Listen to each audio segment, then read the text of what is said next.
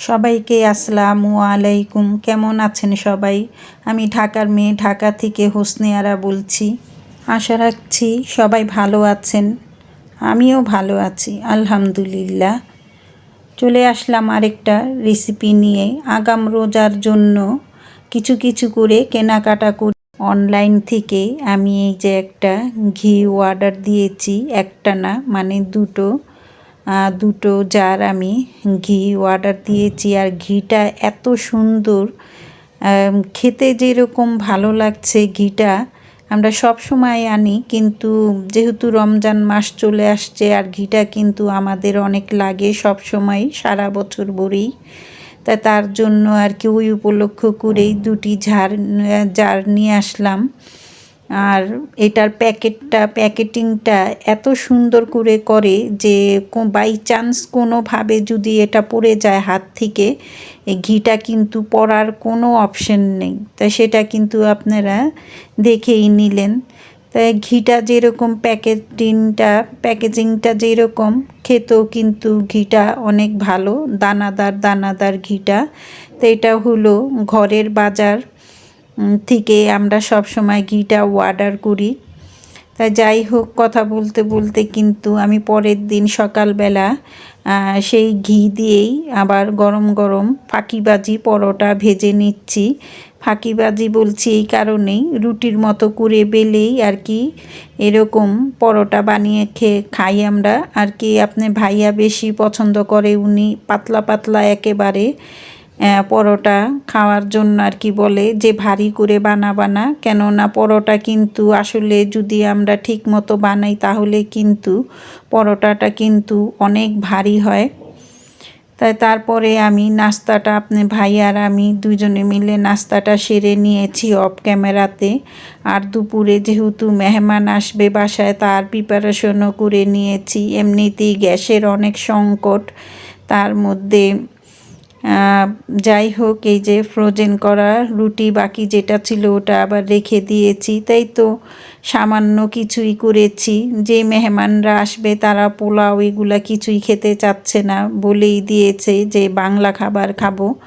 তাই সেটাই আর কি অল্প পরিমাণেই রান্না করেছি। আর সেটাই একটু রান্নার কি করেছি সেটা আপনাদের সাথে একটু শেয়ার করে নিলাম।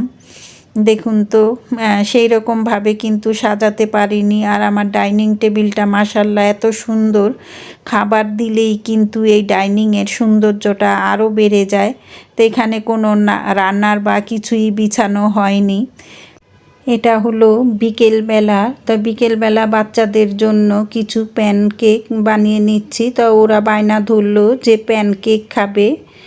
তাই আমি কিন্তু আগাম রোজার জন্য অল্প অল্প করে বাজার সদাইগুলো করে নিচ্ছি। কেননা আমরা মধ্যবিত্ত মানুষরা কিন্তু একসাথে এত বাজার করতে পারি না। যতটুক পারি সম্ভব ততটুকুই কিন্তু আস্তে আস্তে করে যদি করে রাখি। আর সব কিছু কিন্তু মনে রাখার জন্য ওটাও কিন্তু আমাদের ঠিক মতো মনে থাকে না। তা বাজারের সময় একটা দিলে দেখা গেছে আরেকটা আনে না। তার জন্যই কিন্তু আমি একটা আর কি এমন প্রিপারেশন নিয়েছি যাতে করে আর রোজার আগ থেকেই আমি অল্প অল্প করে আনিয়ে নিতে পারি। তা আমি সেটা কিভাবে করি সেটা আমি আগামী ভিডিওতে আপনাদের দেখিয়ে দিব বা জানিয়েও দিব।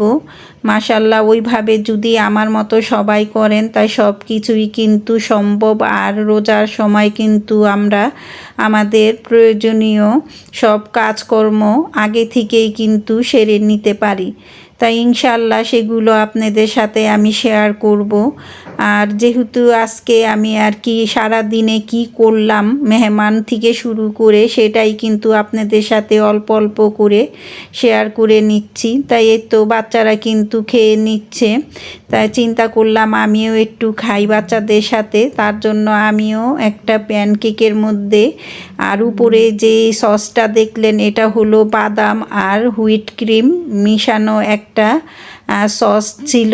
যেহেতু আমি কেকের বিজনেস করি তার জন্য আর কি কেক ডেকোরেশনের থেকে এটা ক্রিমটা আর কি এই সসটা বেঁচে গিয়েছিল, সেটাই আর কি দিয়ে বাচ্চারাও খেলো, আমিও খেলাম। মাশাআল্লাহ অনেক টেস্ট হয়েছে। তা ভিডিওটা দেখতে দেখতে নতুন আপু ভাইয়ারা কেউ যদি আমার এই আজকের ব্লগ ভিডিওটা দেখে থাকেন, যদি আপনাদের কাছে ভালো লেগে যায় তাহলে সাবস্ক্রাইব করে দিবেন আর পাশে থাকা বেল বাটনটা অন করে দিবেন, যাতে করে নতুন নতুন ব্লগ ভিডিওটা আপনাদের সাথে শেয়ার করতে পারি। সবাই ভালো থাকবেন। আল্লাহ হাফেজ।